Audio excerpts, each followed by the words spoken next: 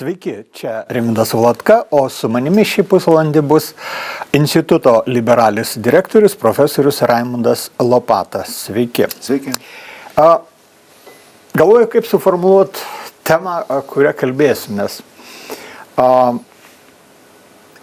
Pirmiausia, ateina į galvą viena esė, kurią parašė ukrainiečių rašytojas Andrijus Liubka prieš pat prasidedant Rusijos didžiajai invazijai.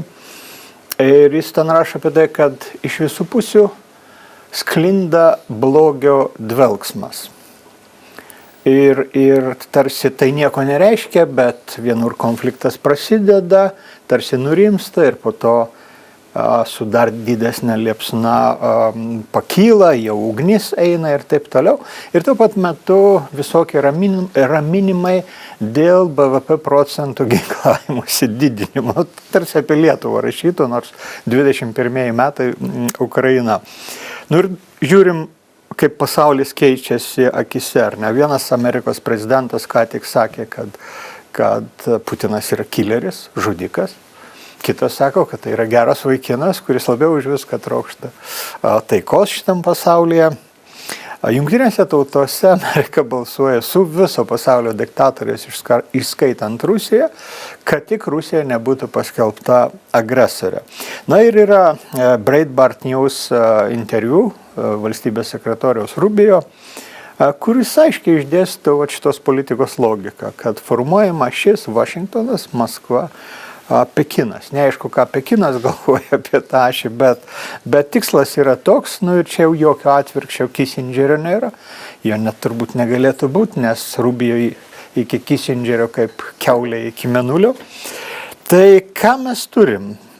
Perfrazuojant Stefano Cveigo seną romaną, Vakarykštis pasaulis, tai ką turim vakarykščio pasaulio liberalios demokratijos nuolaužas. Sutinkat su tokiu vertinimu, ar?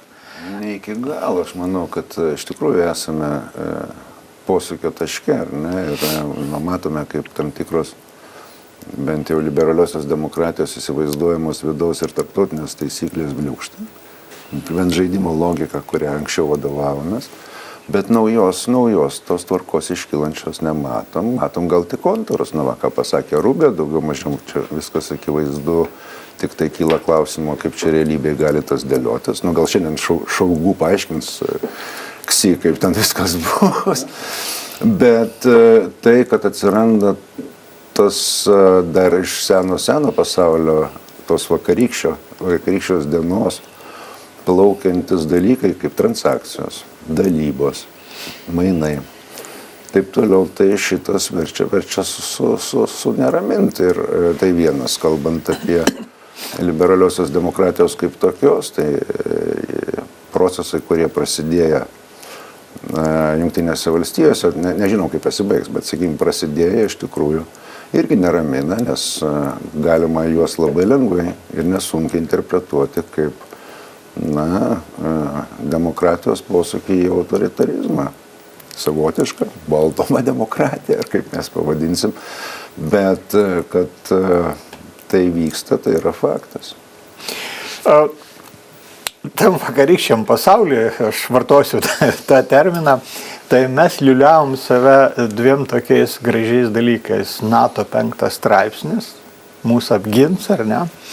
Ir antras, kai kalbėdavom apie Ameriką ar kitas demokratijas, kur Vokietijoje kyla prorusiška partija Alternative für Deutschland ir Austrijoje jau turi trečdalį balsų tokia pat. Tai kalbėdami apie Ameriką raminamės, kad institucijos, svarelių, atsvarų sistema, viskas sustatys į savo vietas, bet paaiškėjo, kad užtenka vieno žmogaus, jo valios. Ir staiga kandidatas į gynybos sekretorius, pavaduotojus, memlena, nežinodamas ką pasakyti, kai jo klausia, ar Rusija agresorius ar ne agresorius. Maždaug kaip pirmoko klausė parodyti, čia A raidė ar B raidė, kokie yra. Tai vadinasi, institucijos realiai spaudimo neatlaiko. Jos neatlaikė ir Veimaro Respublikoje, Vokietijoje, tai kur viltis yra? Na, viltis yra tokia gan subjektyvi.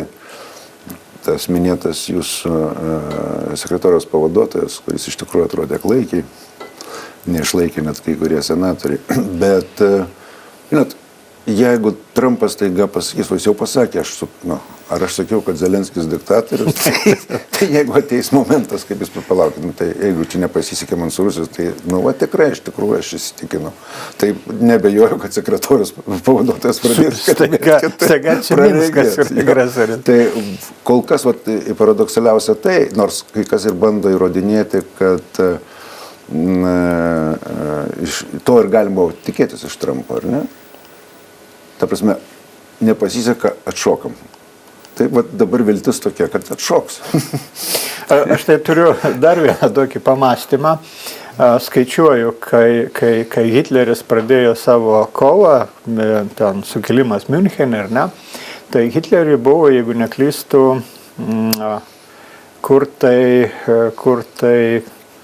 44 ar 5 metai.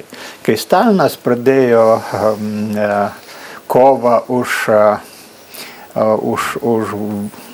partijos užvaldymą ir karo ruošimąsi, tai jam buvo 56. Dabar žiūriu, kad Trumpui yra arti 80, Putinas suksi artėja į 75 metį. Tai klausimas, laiko faktorius svarbus čia yra ar ne? Ta prasme, ar tie veikėjai yra atsitiktinumas istorijoje, ar tas atsitiktinumas gali virsti dėsningumu? Na, su Amerika aš taip nepasakyčiau, su Rusija ir Kinija kol kas sakyčiau, kad taip. Šiuo atveju mes turim personalizuotas autokratijas, ar ne? Bet tai čia personos pakeitimo klausimas, bet sistema išlieka.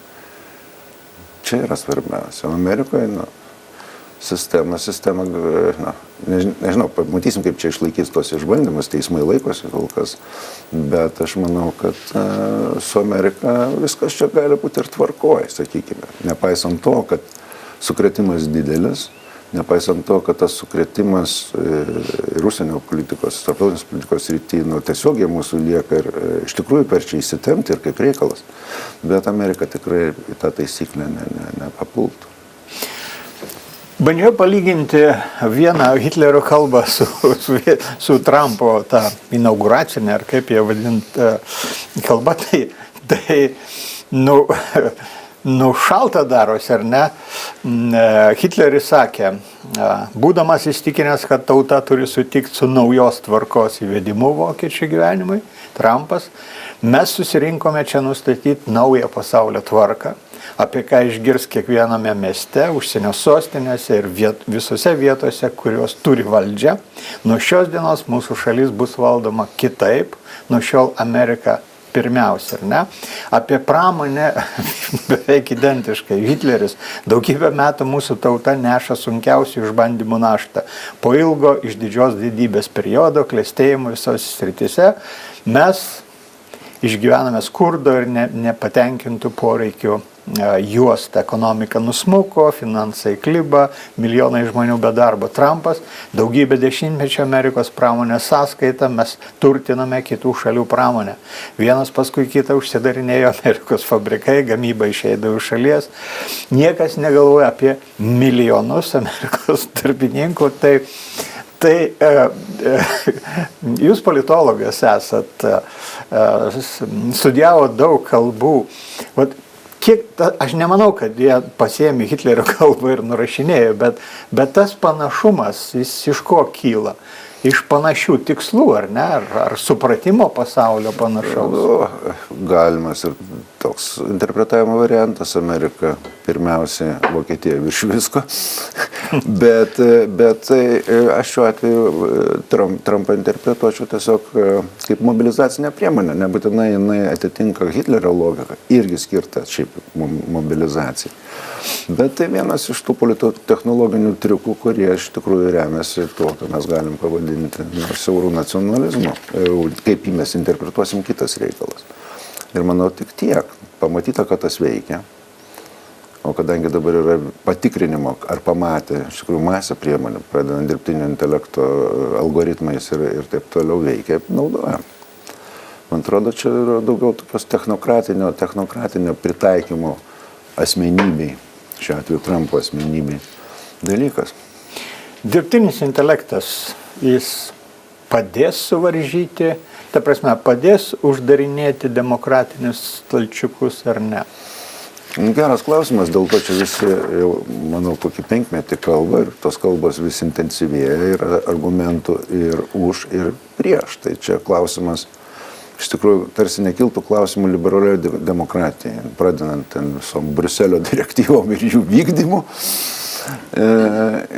ir panašiais būdais ir visai kas kita, kai mes sakom, kad jis gali tiesiog pralaužti visus šituos apribojimus arba taisyklės žaidimo, kaip jį naudoti. Ir vienas pavyzdys, ką tik prieš ateidamas pas jūs, Rimvydai, buvau Lietuvos kvantikų, taip sakant, kvantinės kompiuterio asociacijos konferencijoje. Momentas labai paprastas, ką mes irgi suvokiam ir kaip Seime buvom, kaip pradėjom, taip sakant, stumti kvantinės kompiuterijos vystymas čia Lietuvoje, kad atsiradus, o jie, nors čia prognozavo 10 metų, kur tas metas ateis kur kas greičiau, mes net nepastebėsim. Vat su tokiais įrankiais galim padaryti visko, net mums, taip sakant, bandant atsispirti. Tiesiog neturėsim instrumentų, nebesugebėsim. Tada, taip, aš sutikčiau su jumis, kad gali būti ir. Štai vietoj padarysim pauzę, o po trumpos pertraukėlės grįšim į studiją tęsti pokalbio.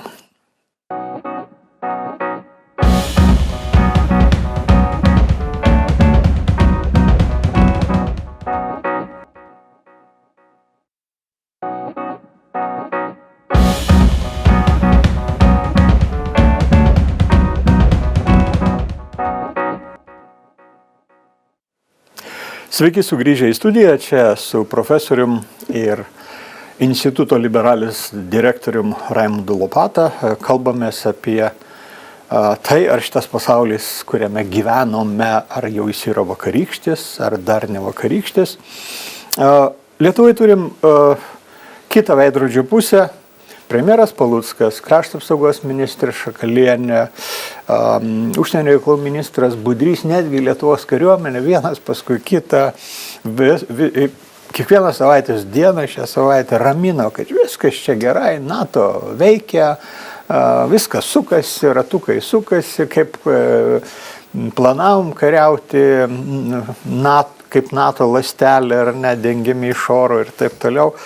Tai kaip tą suprasti? Ar čia veiksminga tokia politika, nematyti tų pokyčių, kurie vyksta geopolitiniam lygyje? Manau, klaidinga, tiesiog nesuranda, mano supratimu, kalbėjimo manieros, kurioje būtų iš tikrųjų atspindys realybės.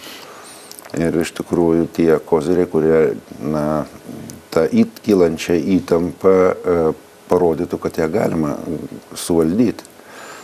Šiuo atveju galim pasakyti, kad prezidentas kalba kitaip, ar ne? Atliepdamas buvusiai prezidentai Grybauskaitė, kad iš tikrųjų yra momentas labai sudėtingas. Arba kaip Šimonytė šaipėsi, kalba kaip Gabrielius Landsbergis. Tas yra gerai, kitaip tariant, reikia su žmonėm kalbėti apie realybę, apie tikrovę. Tai aš manyčiau, kad tas pasirinktas kalbėjimas, jisai suprantama, kam skirtas tą įtampai nuimti, nes panašu, kad daugelis jaučia. Bet ar man didesnė problema, klausimas būtų, ar viena yra kalbėjimas, o kita yra realūs veiksmai ir tie veiksmai tarptautinėje arenai. Tai čia kol kas toks dviprasmiškas vaizdelis. Štai, pavyzdžiui, užsienio reikalų ministras sako, kad čia mes vis daugiau važiuosim į Ameriką. Aš jau pats buvau, mane ten priėmė, bet kas jį priėmė? Nu, ne tas, kas pas ką važiavo. Kas iš to, kad Duda priėmė 10 minučių. Tai jo, tai čia ar mes... Nusifotkinti, ar ne? Čia kalbam apie tai, kad premjeras važiuos į Ameriką ir atveš čia keletą fabrikų. Galimas daiktas, bet ar pasiruošiamas atsakyti, jeigu, pavyzdžiui, Trumpo administracija sako, nepaisant jos politikos mažintis visus įmanomus mokesčius ir pritraukti fabrikus į Ameriką. Nu gerai, štai duodam, bet žiūrėk, turint omenyje transakcijų, mainų ir taip toliau galima pasaulį, bet tau, žiūrėk, premjerė, mes tau duodam, bet tu turi padaryti mums paslaugą. Na, pavyzdžiui, atverti pilnoj apimti vadinamąjį Kaliningrado tranzitą. Na ir ką darom? Ar turim atsakymą? Neturim. Tai, man atrodo, tokių klausimų yra ir daugiau, tai, pavyzdžiui, susiję ir su kariniais įsigijimais, ar ne, turint omenyje tam tikrus niuansus, kas atsitinka su amerikietiška ginkluotė Ukrainai, kuri negali veikti be tam tikrų dalykų, o amerikiečiai gali. Ar mes galvojame apie tai, ar iš tikrųjų susiplanavimas iki 30-ų, jeigu ne toliau, ir kur dominuoja amerikietiški ginklai yra geras, ar ne, nereikėtų mums pergalvoti. Tai va tokių klausimų kyla ir kol kas nėra aišku, ar juos bandoma tiesiog užsiduoti net. Kitaip sakant, tas man visą laiką, kad mes apie gynybą kalbam būsimojų laikų, nors karas vyksta 4 metus ir dabar aš žiūriu į tuos ramintojus, jie organizuoja Lietuvos gynybą nuo priešo, ar ne, pasirengimą. Dabar tarp tų organizatorių viena ląstelė, viena partija, kaip čia taip mandrai pasakyti, ar ne, jeigu kvaksi kaip 5 kolona, jeigu krypuoja kaip 5 kolona ir sutaria su Rusija geriau negu su Ukraina arba meiliau, tai turbūt ji yra 5 kolona. Ir kaip organizuoti gynybą, kai tavo trečdalis narių yra prieš tą gynybą, ar ne, už užpuolimą, ar ne. Tai mąstydamas apie tos dalykus, prieš keletą savaičių iškėliau tokią idėją, kad turbūt Lietuvoje pribrendo laikas sudaryti nacionalinės vienybės vyriausybę, ką beje net Smetona suprato prieš Antrąjį pasaulinį karą, kad reikia baigti su diktatūra, reikia visas partijas įtraukti, beveik visas įtraukė, 2 vyriausybės tokios buvo. Galbūt kai kurių reikėjo neįtraukti, bet čia kitas klausimas. Tai man įdomiausia tai, kad ta idėja tokia kerta, ar ne, per vienų savigarbą, per kitiem galimybės yra. Ir ne vienas politikas nekomentavo, nei prezidentas, nei valdančioji dauguma, nei opozicija. Ta prasme, irgi toks stručio politika. Nėra to. Nedalyvavom. Kodėl? Nesunku atsakyti, šiaip, kaip pastaba paraštė, aš parėmu jūsų tą idėją viešai ir jinai nėra palikta, taip sakant, už svarstymų ribų, bet kodėl nebuvo galvojama, iš ko sunku pasakyti čia, gal inercija, gal tiesiog nejautimas situacijos, nes tas poreikis didžia dalim nacionalinės vienybės, nebūtinai vyriausybė, nacionalinės vienybės koalicija, pavadinkim taip, kaip ten kas buvo, galima aiškintis, bet tuo jausmu politikai panašu, kad ne visi gyvena, kad turim žiauriai įtemptą situaciją. Netgi jeigu nebūtų Trumpo posūkio, kaip kalbam, 5-6% gynybai. Galvojam, iš kur paimsim tuos pinigėlius. Tai puikiai turim suvokti, kad bet kokio atveju reikės karpyti kitas programas. Be jokios abejonės. Švietimas, socialinė sauga, statybos. Sugebės priimti atitinkamus sprendimus, nesant konsensuso, plataus konsensuso. Ir plius gynyba. Plius tarptautinė, iš geopolitikos, užsienio politikos kylantis klausimas, kur kol kas aš nematau, kad ši valdančioji dauguma yra pajėgi. Atsakyti tiesiog, kad, taip sakant, dėl didžia dalim tiesiog nesidomėjimo tarptautinio politiką ilgą laiką. Pažiūrėkit, tarp politinių partijų, turim suvokiančius, atvirai sakau, užsienio politikai, pas konservatorius, liberalus. Pas socdemus Nu, klausimas. Sau. Tai turint omeny net karo ministrė, kuri šiaip neblogai pasirodo. To negalim paneigti, bet reikia prisiminti, kad jinai socialdemokratija tapo po valstiečių buvimo pas valstiečius, pas liberalus. Tai vat atėjo momentas, kuris ir anksčiau mes sakydavom, kad neturim tikrai pakankamai skaičiaus politikų, kurie domėtųsi tuo, kas vyksta už Lietuvos ribų ir dalyvautų tame. O dabar, aš manau, vienas iš pagrindinių dalykų ir dabartiniai situacijoje tai yra naudojimas užsieninių partijų ryšiais. Kitaip tariant, alijansų mezgimas mūsų nacionalinių partijų su mūsų sąjungininkų partijų. Bet to turbūt nėra. Beveik nėra. Beveik nėra. Tikrai beveik nėra. Mes tą darėm 90-92 metais kalbų nemokėdami, durni nepatyrė būdami, bet mes gimtus ryšius, o dabar, kur atėjo karta, kuri ir kalbų moka ir visą kitą. Ir apskritai, pavyzdžiui, šito momentu ta vadinamai parlamentinė diplomatija yra be galo reikalinga. Ar šovė į galvą, pavyzdžiui, Seimo pirmininkų, ką mes turėjom anksčiau, Seimo pirmininkės iniciatyva Nordiko Baltiko 8 formatus, kaip susirinkdavo čia parlamentų pirmininkai mūsų regionų. Turim, neturim. O čia ko? Paliekam klaustuką kyboti ore, ar ne? Tai pabaigai pacituosiu politologą kitą, Mažvydą Jastramskį, kuris labai gražiai parašė, kad šiais laikais demokratijos žūva subtiliau ir lėčiau. Niekas jums nesakys, kad štai imsim ir pastatysim fašizmą per kelis mėnesius. Demokratijos erozija prasidės palaipsniui, paspaudžiant nacionalinį transliuotoją, pakeičiant dalį teisėjų, ignoruojant įstatymus ir juos keičiant pagreitintą tvarką. Kągi, dėkoju Raimundui Lopatai, ačiū žiūrėjusiems, gero ir ramaus jums paskutinio žiemos vakaro.